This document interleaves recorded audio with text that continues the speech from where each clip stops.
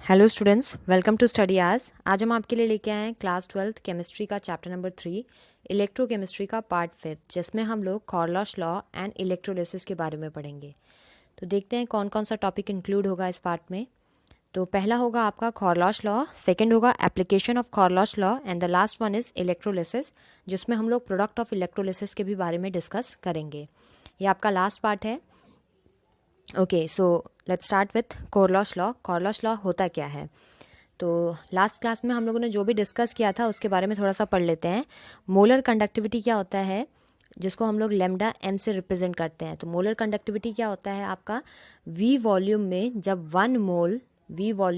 One mole of electrolyte आपका conduct करता है, ठीक है, उसकी जो कंडक्टिविटी होती है 1 मोल ऑफ इलेक्ट्रोलाइट की वी वॉल्यूम में, उसी को हम लोग मोलर कंडक्टिविटी कहते हैं। ये सब हम लोगों ने लास्ट क्लास में डिस्कस कर रखा था। और लिमिटिंग मोलर कंडक्टिविटी यानी लेमडा नॉट एम किसको कहते हैं, जब आपका कंसंट्रेशन जो होगा वो अप्रोचेस टू ज़ीरो होगा, यानी जब कंसंट्रेशन आपका अप्रोच कर रहा होगा, ज़ीरो नहीं होगा, अप्रोच कर रहा होगा ज़ीरो, तो उसको हम लोग लिमिटिंग मोलर कंडक्टिविटी बुलाते हैं। इसको ऐसे भी बोल सकते हैं कि इनफाइनाइट डायल्यूशन पे कंसंट्रेशन कब अप्रोच करता है ज़ीरो पे आपका, इनफाइनाइट डायल्यूशन पे, ठीक है। तो इनफाइनाइट डायल्यूशन पे जो कंडक्टिविटी होगा उसी को हम लोग लिमिटिंग मोलर कंडक्टिविटी भी कह सकते हैं। ओके, तो कॉर्लॉश लॉ देखते हैं क्या है ये। The limiting molar conductivity of an electrolyte can be represented as the sum of individual contributions of the anion and cation of the electrolyte. यानी जो लिमिटिंग मोलर कंडक्टिविटी होता है, यानी लेमडा एम जो होता है किसी भी एक इलेक्ट्रोलाइट का, सपोज ए बी कोई एक इलेक्ट्रोलाइट है, तो इसका लिमिटिंग मोलर कंडक्टिविटी हम लोग कैसे डिफाइन कर सकते हैं। सम होगा, किसका सम होगा वो, limiting molar conductivity of individual anions and cations. अगर ये आपका कटायन है, ठीक है, इसका limiting molar conductivity plus limiting molar conductivity of the cation, इन दोनों का सम होगा आपका limiting molar conductivity of the electrolyte. तो ये कॉर्लॉश ने लॉ दे रखा था, उन्होंने ये ऑब्जर्व किया था और इसके बेसिस पे एक लॉ फॉर्मुलेट किया था जिसको कॉर्लॉश लॉ के नाम से जाना जाता है। जस्ट फॉर एग्जांपल, जैसे कि limiting molar conductivity of NaCl, ठीक है, इसको कैलकुलेट करने के लिए हम लोग क्या कर सकते हैं कि जो सोडियम आयन का लिमिटिंग मोलर कंडक्टिविटी है उसको क्लोराइड आयन के लिमिटिंग मोलर कंडक्टिविटी के साथ ऐड कर देंगे तो हमें NaCl का लिमिटिंग मोलर कंडक्टिविटी मिल जाएगा, ठीक है। अब इन जनरल अगर हम लोग कैलकुलेट करें, इन जनरल अगर हम लोग लिमिटिंग मोलर कंडक्टिविटी किसी भी इलेक्ट्रोलाइट का देखें, तो सपोज कोई इलेक्ट्रोलाइट आपका V नंबर ऑफ कटाइंस दे रहा है, ठीक है, V नंबर ऑफ कटाइंस दे रखा है और V नंबर्स ऑफ अनाइंस दे रखा है, तो जो उसका लिमिटिंग मोलर कंडक्टिविटी होगा वो क्या हो जाएगा, वो आपका sum of V number of cations of limiting molar conductivity of that cation, ठीक है, इन दोनों का मल्टीप्लिकेशन, यानी V नंबर दे रहा है तो V into limiting molar conductivity of that cation, जो भी वो कटायन है उसका limiting molar conductivity plus V number of अनायन, अनायन के भी V नंबर्स मिले हैं तो उसका लिमिटिंग मोलर कंडक्टिविटी, अनायन का लिमिटिंग मोलर कंडक्टिविटी, तो इसी के सम को हम लोग किसी इन जनरल में किसी का भी मोलर कंडक्टिविटी इस तरह से कैलकुलेट कर सकते हैं। नेक्स्ट देखते हैं एप्लीकेशन क्या होता है लिमिटिंग मोलर, इसका कॉर्लॉश लॉ का क्या एप्लीकेशन होता है। तो लास्ट क्लास में हम लोगों ने एक चीज़ डिस्कस कर रखी थी, एक ग्राफ देखा था हम लोगों ने जिसमें हम लोग variation of limiting molar conductivity, variation of conductivity and conductance हम लोगों ने देख रखा था। तो ग्राफ क्या था वो आपका कि एक वीक इलेक्ट्रोलाइट के लिए था और एक स्ट्रॉन्ग इलेक्ट्रोलाइट के लिए ग्राफ दिया हुआ था उसमें आपका। सो वीक किस टर्म में था वो, कंसंट्रेशन के और यहाँ पे आपका मोलर कंडक्टिविटी, इस तरह से ग्राफ आपका प्लॉट किया हुआ था, जिसमें जो स्ट्रॉन्ग इलेक्ट्रोलाइट था उसका कुछ इस टाइप का आपका ग्राफ मिल रहा था और जो वीक इलेक्ट्रोलाइट था उसका जो ग्राफ मिल रहा था वो ऐसे मिल रहा था आपको, ठीक है। फिर स्ट्रॉन्ग इलेक्ट्रोलाइट के लिए हम लोगों ने एक फार्मूला भी देखा था, उसका मोलर कंडक्टिविटी कैलकुलेट करने के लिए क्या था, लेमडा नॉट, वेट नीचे में लिख देते हैं, lambda M will be given by lambda not M minus A under root C, ठीक है। तो ये उसका फॉर्मूला था, lambda M equal to lambda not M minus A under root C. So यहाँ पे ये लैम्डा एम क्या है, मोलर लिमिटिंग मोलर कंडक्टिविटी है किसी भी इलेक्ट्रोलाइट का, स्ट्रॉन्ग इलेक्ट्रोलाइट का, और ये उसका लिमिटिंग मोलर कंडक्टिविटी है, ए कांस्टेंट है और सी जो है वो कंसंट्रेशन है। तो ये जब ग्राफ हम लोगों ने प्लॉट कर रखा है, ठीक है, तो यहाँ पे आपका किसी भी कंसंट्रेशन पे, ग्राफ बना लेते हैं फिर से एक बार, किसी भी कंसंट्रेशन पे अगर स्ट्रॉन्ग इलेक्ट्रोलाइट वाले आप ग्राफ को देखिए, तो स्ट्रॉन्ग इलेक्ट्रोलाइट के लिए क्या था, lambda M equal to lambda not M minus A under root C, ठीक है। सो जो इसका इंटरसेप्ट है वो आपको, अगर इसको हम लोग एक्सटेंड कर देते हैं इसको, ठीक है, तो जो उसका इंटरसेप्ट है वो आपको लेमडा नॉट एम दे रहा है, ओके। इसका जो इंटरसेप्ट है वो आपको लेमडा नॉट एम देगा। So for a strong electrolyte it is possible to calculate the limiting molar conductivity, लेकिन वीक इलेक्ट्रोलाइट के लिए अगर हम लोग देखें तो ये जो लिमिटिंग मोलर कंडक्टिविटी है ये इनफाइनाइट डाइल्यूशन पे, यानी आपको ये कहीं पे अप्रोच करते हुए कहीं पे रुकते हुए लीनियर नहीं दिखेगा, ये आपका वाई एक्सिस में जाता रहेगा, ठीक है। तो ऐसा एज्यूम किया जाता है इनफाइनाइट डाइल्यूशन पे आपका जो कंसंट्रेशन है that will approaches to zero. तो इनफाइनाइट डाइल्यूशन पे आपका लेमडा नॉट एम मिलेगा फॉर वीक इलेक्ट्रोलाइट। तो वीक इलेक्ट्रोलाइट के लिए लिमिटिंग मोलर कंडक्टिविटी कैलकुलेट करना इसलिए थोड़ा सा पॉसिबल नहीं है क्योंकि इनफाइनाइट डाइल्यूशन पे, यानी उसमें बहुत ज़्यादा डाइल्यूट करोगे आप, उसको बहुत ज़्यादा डाइल्यूट करोगे तब जाके वो पूरी तरह से उसका जो कंडक्टिविटी होगा वो अच्छी तरह से इंक्रीज़ हो पाएगा। तो बहुत ज़्यादा जब आप उसको डाइल्यूट करोगे तो उसका कंसंट्रेशन जो होगा पर यूनिट वॉल्यूम, ठीक है, उसका जो कंसंट्रेशन होगा यानी एक यूनिट वॉल्यूम में नंबर ऑफ़ आयंस बहुत कम हो जाएंगे। तो जब एक यूनिट वॉल्यूम में नंबर ऑफ़ आयंस बहुत कम हो जाएंगे तो उस कंडीशन में आप एक्यूरेट कंडक्टिविटी कैलकुलेट नहीं कर सकते हो, ठीक है। मान लीजिए अगर वी वॉल्यूम में या 1 यूनिट वॉल्यूम में कुछ ज़्यादा आयन थे, 8 10 15 20 25 कुछ ज़्यादा आयन्स थे, तब आप आराम से कैलकुलेट कर पा रहे थे। लेकिन जब आयन्स आपके बहुत कम हो जाएंगे, 1 2, तो उस कंडीशन में एक्यूरेट हम लोग कैलकुलेट नहीं कर पाएंगे उसका लिमिटिंग मोलर कंडक्टिविटी। तो कोरलॉश लॉ का पहला एप्लीकेशन क्या है, it is use to determine the limiting molar conductivity for weak electrolyte. तो वीक इलेक्ट्रोलाइट का हम लोग ग्राफ के थ्रू कैलकुलेट नहीं कर पा रहे थे, ठीक है, स्ट्रॉन्ग का कैलकुलेट कर पा रहे थे, तो वीक का हम लोग कोरलॉश लॉ के को अप्लाई करके कैलकुलेट कर सकते हैं। तो देखते हैं, जस्ट एक एग्जांपल यहाँ पे दे रखा है जिसमें हम लोग लिमिटिंग मोलर कंडक्टिविटी कैलकुलेट कर रहे हैं कैल्शियम क्लोराइड और MgSO4 के लिए, ठीक है। गिवन में आपका क्या है, limiting molar conductivity of individual anions और कटाइंस का दे रखा है, जैसे कैल्शियम का दिया हुआ है, सोडियम का दिया हुआ है, कैल्शियम मैग्नीशियम क्लोराइड और सल्फेट का दे रखा है। अब हमें कैल्शियम क्लोराइड का कैलकुलेट करना है। तो कैल्शियम क्लोराइड जब आपका आयन है, जब ये टूटता है तो आपको एक कैल्शियम का मॉलिक्यूल या आयन देगा और 2 क्लोराइड आयन देगा, ठीक है। तो जब इसका लिमिटिंग मोलर कंडक्टिविटी हम लोग कैलकुलेट करेंगे तो क्या करेंगे, कैल्शियम का molar conductivity, limiting molar conductivity plus 2 into chloride का लिमिटिंग मोलर कंडक्टिविटी। तो यहाँ नीचे में दे रखा है सोल्यूशन उसका कि जब इसका कैलकुलेट कर रहे हैं तो limiting molar conductivity of calcium plus 2 into limiting molar conductivity of chloride. क्यों 2 से मल्टीप्लाई क्यों किए हैं, क्योंकि ये कैल्शियम क्लोराइड है, यहाँ पे 2 आपके क्लोराइड के आयंस मिलेंगे इसलिए, ठीक है। देन इसको मल्टीप्लाई करेंगे, हम लोग वैल्यूज़ पुट कर देंगे, मल्टीप्लाई करेंगे एंड देन सम करेंगे तो इसका आंसर आ जाएगा 271.65। अब यहाँ पे देखिए मैग्नीशियम सल्फेट का कैलकुलेट करना है, तो मैग्नीशियम प्लस सल्फेट, यहाँ पे कोई आपका 2 या 4 आयन नहीं बन रहा है, यहाँ पे आपका एक आयन बन रहा है मैग्नीशियम का भी और सल्फेट का भी। तो डायरेक्टली आप लोग जो भी मोलर लिमिटिंग मोलर कंडक्टिविटी दे रखा है उसकी वैल्यू पुट कर देंगे तो आंसर आ जाएगा आपका 266 साइमन सेंटीमीटर स्क्वायर पर मोल आ जाएगा।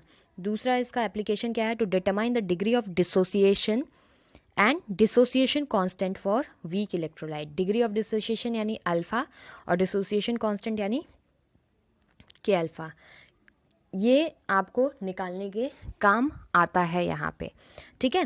के सो कैसे निकालते हैं, अल्फ़ा डिग्री ऑफ डिसोसिएशन के लिए lambda M by lambda not M, यानी molar conductivity upon limiting molar conductivity. इससे हम लोग जब वैल्यू पुट कर दोगे आप तो वहाँ पे अल्फ़ा आ जाएगा। अब यहाँ पे फिर से अगेन देखिए, डिसोसिएशन कांस्टेंट निकालने के लिए क्या किया है, डिसोसिएशन कांस्टेंट का आपका जो फॉर्मूला होता है वो क्या होता है, C alpha square 1 minus alpha. ये आप लोगों ने 11th क्लास में पढ़ रखा होगा। अब अल्फ़ा को जो हम लोगों ने ऊपर में वैल्यू दे रखा है वो यहाँ पे पुट कर दिया है, अल्फ़ा स्क्वायर में अल्फ़ा की वैल्यू पुट कर दी है lambda M by lambda not M, और नीचे में भी अल्फ़ा की वैल्यू पुट कर दिया है यहाँ पे। इसमें देख सकते हैं आप लोग, यहाँ पे वैल्यू पुट कर दिया गया है। एंड देन जो फाइनल रिजल्ट आया है, जो फाइनल सॉल्व करके आया है वो आपका आया है C lambda M square divided by lambda not M within bracket lambda not M minus lambda M. Okay, so इस तरह से हम लोग कैलकुलेट कर सकते हैं। कॉरलॉश लॉ में जो क्वेश्चन बनते हैं वो किस तरह से बनते हैं आपका, एक तो पहला स्टेटमेंट, ठीक है, व्हाट इज कॉरलॉश लॉ, पहला स्टेटमेंट, दूसरा एप्लीकेशन। कौन कौन से एप्लीकेशन है, तो पहला एप्लीकेशन आपका ये है, दूसरा एप्लीकेशन आपका वो है। और न्यूमेरिकल्स जो बनेंगे वो बेसिकली इसी पे बनते हैं आपका, कि लिमिटिंग मोलर कंडक्टिविटी, इसी में अलग अलग टाइप के आपके न्यूमेरिकल्स होते हैं। ये तो सिंपल वाला सिर्फ वैल्यू पुट करके हम लोगों ने बता दिया। इसके अलावा भी आपके और भी न्यूमेरिकल्स होंगे, जैसे कि एक का दे दिया है आपको लिमिटिंग मोलर कंडक्टिविटी, दूसरे सॉल्ट का दे दिया है, ठीक है, और तीसरे में आपका इसमें से और इसमें से कुछ दिया होगा। तो इस तरह से भी आएगा। एनसीईआरटी में बहुत सारे न्यूमेरिकल दे रखे हैं अलग अलग टाइप के, आप देख सकते हैं, उसमें सॉल्व कर सकते हैं उसको। तो कॉरलॉश लॉ ईजी है और इम्पॉर्टेंट भी है। नेक्स्ट देखते हैं इलेक्ट्रोलिसिस। इलेक्ट्रोलिसिस क्या होता है, तो फर्स्ट पार्ट में ही हम लोगों ने दो टाइप के सेल्स को डिस्कस किया था, एक इलेक्ट्रोकेमिकल सेल था और दूसरा इलेक्ट्रोलिटिक सेल था। तो वही जो इलेक्ट्रोलिटिक सेल होता है उसी के अंदर आपका इलेक्ट्रोलिसिस होता है, यानी इलेक्ट्रिसिटी के थ्रू आपका जब केमिकल कंपाउंड डिकम्पोज होता है उसी को हम लोग इलेक्ट्रोलिसिस बोलते हैं। और जब केमिकल रिएक्शन के थ्रू आपका इलेक्ट्रिसिटी प्रोड्यूस होता है तो उसको हम लोग इलेक्ट्रोकेमिकल सेल के अंदर ऐसा होता है, ठीक है। सो क्या होता है electrolysis, the chemical decomposition produce by passing electric current through a liquid और solution containing ions is called electrolysis. यानी केमिकल डिकम्पोजिशन, यानी जो भी केमिकल है आपका उसका जब डिकम्पोजिशन होगा, यानी ये जब आपका टूटेगा केमिकल A+ एंड B- या फिर जो भी केमिकल रिएक्शंस यहाँ पे होंगे, कब होंगे, जब इलेक्ट्रिसिटी आप वहाँ पे पास करवा रहे हो। जब इलेक्ट्रिसिटी पास करवाओगे तो जो भी केमिकल रिएक्शन होंगे, डिकम्पोजिशन होगा, उसी को हम लोग क्या बुलाते हैं, इलेक्ट्रोलिसिस बुलाते हैं, ठीक है।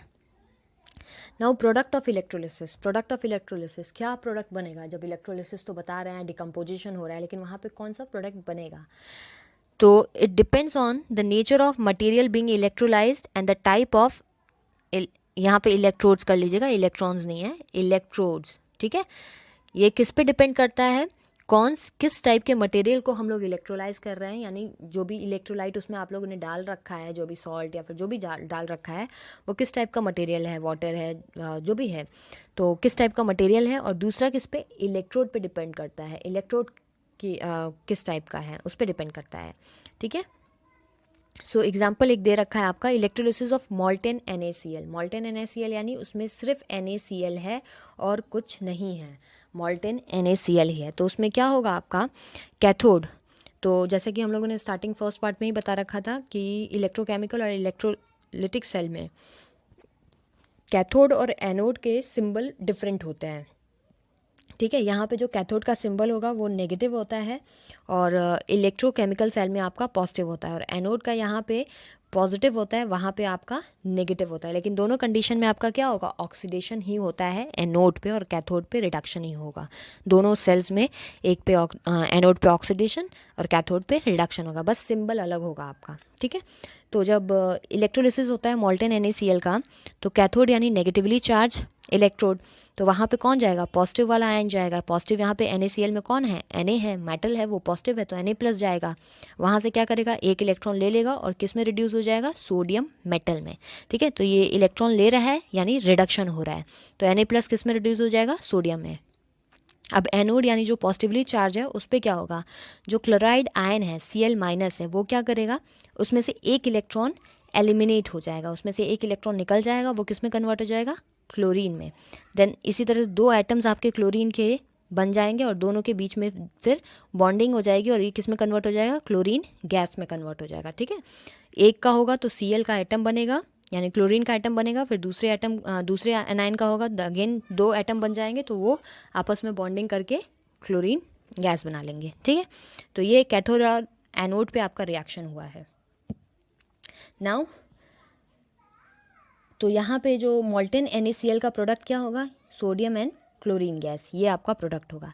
अब दूसरा देखते हैं हम लोग, electrolysis of aqueous solution of NaCl। अब एक्वस सोल्यूशन ऑफ NaCl का इलेक्ट्रोलिसिस करवाएंगे तो क्या प्रोडक्ट सेम बनेगा या डिफरेंट बनेगा? डिफरेंट बनेगा। तो क्यों डिफरेंट बनेगा? ठीक है, तो देखते हैं कैथोड। कैथोड यानी नेगेटिवली चार्ज, अब उस पर पॉजिटिव वाला आयन जाएगा। अब देखते हैं यहाँ पे जैसे कि एक्वस बोला है, यानी वहाँ पे NaCl है और साथ में कौन है, H2O है। अब NaCl है तो यहाँ पे Na प्लस है और Cl माइनस है, और H2O है तो यहाँ पे H प्लस है और OH नेगेटिव है।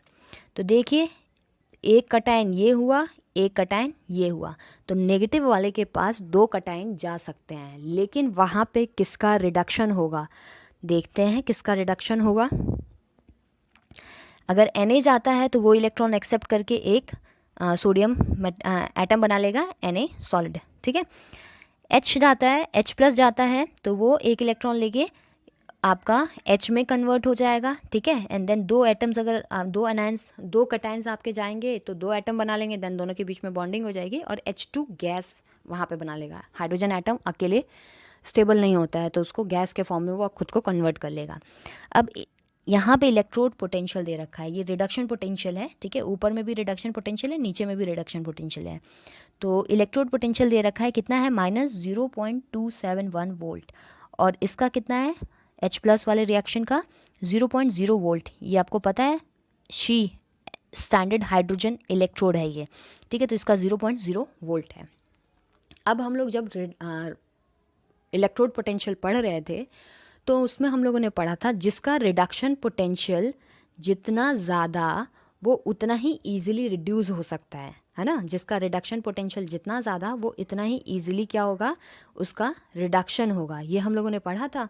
तो यहाँ पे देखिए किसका रिडक्शन पोटेंशियल ज़्यादा है, इसका तो माइनस में है, यहाँ पे हाइड्रोजन का रिडक्शन पोटेंशियल ज़्यादा है। तो कौन सा रिएक्शन प्रेफर करेगा, हाइड्रोजन वाला यहाँ पे होगा। ठीक है, सोडियम रिड्यूस नहीं होगा, कौन रिड्यूस होगा, हाइड्रोजन। किस में, हाइड्रोजन गैस में। So the reaction with higher E0 is preferred, यानी ये वाला रिएक्शन प्रेफर्ड होगा। नेक्स्ट देखते हैं, but the hydrogen ion are produce by the dissociation of water. लेकिन यह हाइड्रोजन आयन कहाँ से आ रहा है, जब H2O आपका डिसोसिएट हो रहा है H प्लस और OH नेगेटिव में, तो ये हाइड्रोजन आयन आपका कन्वर्ट हो रहा है हाइड्रोजन गैस में। तो क्या किया है, दोनों रिएक्शन को सम कर दिया है। तो सम करके आपका जो फाइनल रिएक्शन आएगा कैथोड पे, वो H2O plus electron gives you half H2O plus OH negative आ रहा है। ठीक है, तो ये आपका कैथोड पे रिएक्शन हो गया। नेक्स्ट देखते हैं एनोड पे क्या होगा। एनोड यानी पॉजिटिवली चार्ज। अब यहाँ पे आपके कौन कौन से पॉजिटिवली चार्ज हैं, कौन कौन से नेगेटिवली चार्ज आनायन है। एक है Cl माइनस और दूसरा है आपका OH नेगेटिव। तो OH नेगेटिव यहाँ पे जो रिएक्शन दिया हुआ है H2O के फॉर्म में, जैसे यहाँ पे नेट रिएक्शन हम लोगों ने लिख रखा था, उसी तरह H2O से ही आएगा OH, तो सीधे H2O को यहाँ पे इंडिकेट कर दिया है। तो ये दोनों जाएंगे कहाँ पे, पॉजिटिव वाले इलेक्ट्रोड पे। तो दोनों पे कौन सा रिएक्शन होगा, अगर क्लोरीन जाता है तो वो क्लोरीन गैस में रिड्यूस हो जाएगा और उसका इलेक्ट्रोड पोटेंशियल रिड्यूस नहीं होगा, ऑक्सीडाइज हो जाएगा। क्लोरीन जाएगा तो क्लोरीन गैस में ऑक्सीडाइज हो जाएगा। तो यहाँ पे देखिए कि E0 पोटेंशियल जो है वो 1.36 वोल्ट है, ये भी रिडक्शन पोटेंशियल ही दे रखा है। और H2O जब जाएगा तो वो ऑक्सीडाइज हो जाएगा किस में, आपके ऑक्सीजन में, ऑक्सीजन गैस में, N4H प्लस में ऑक्सीडाइज हो जाएगा। इसका रिडक्शन पोटेंशियल है 1.23 वोल्ट। अब ऊपर में हम लोगों ने देखा था क्या हो रहा था, रिडक्शन, नीचे में क्या हो रहा है, ऑक्सीडेशन। दोनों एक दूसरे के अपोजिट हैं। रिडक्शन किसका हो रहा था, जिसका रिडक्शन पोटेंशियल ज़्यादा हो रहा था। तो ऑक्सीडेशन किसका होगा, जिसका रिडक्शन पोटेंशियल कम होगा उसका ऑक्सीडेशन होगा। तो यहाँ पे रिडक्शन पोटेंशियल किसका कम है, H2O वाले रिएक्शन का 1.23 है और इसका 1.36 है। तो कौन सा प्रिफर रिएक्शन होना चाहिए था यहाँ पे? नीचे वाला, ठीक है, क्योंकि उसका रिडक्शन पोटेंशियल कम है। तो जिसका रिडक्शन पोटेंशियल कम होता है उसका ऑक्सीडेशन होता है, जिसका रिडक्शन पोटेंशियल ज़्यादा होता है उसका रिडक्शन होता है। दोनों में डिफरेंस समझिएगा, रिडक्शन पोटेंशियल ज़्यादा उसका रिडक्शन, रिडक्शन पोटेंशियल कम उसका ऑक्सीडेशन, ठीक है। सो the reaction at anode with lower value of E naught is preferred and therefore water should be oxidized. water को oxidize होना चाहिए था, but oxidation of chlorine will take place. लेकिन ये reaction यहाँ पे नहीं होगा और ऑक्सीडेशन किसका होगा? क्लोरीन का हो जाएगा। क्यों ऑक्सीडेशन क्लोरीन का हो जाएगा? क्योंकि ये जो रिएक्शन है ये बहुत ही काइनेटिकली बहुत ही स्लो रिएक्शन होता है। तो जो भी गिवन पोटेंशियल है, जो भी थ्योरेटिकल वैल्यू है पोटेंशियल का, उस पर ये रिएक्शन नहीं होता है। उसके लिए हमें एक्स्ट्रा पोटेंशियल प्रोवाइड करवाना पड़ता है वहाँ पे। तो वो पोटेंशियल जो होता है इसके पोटेंशियल से भी ऊपर चला जाता है।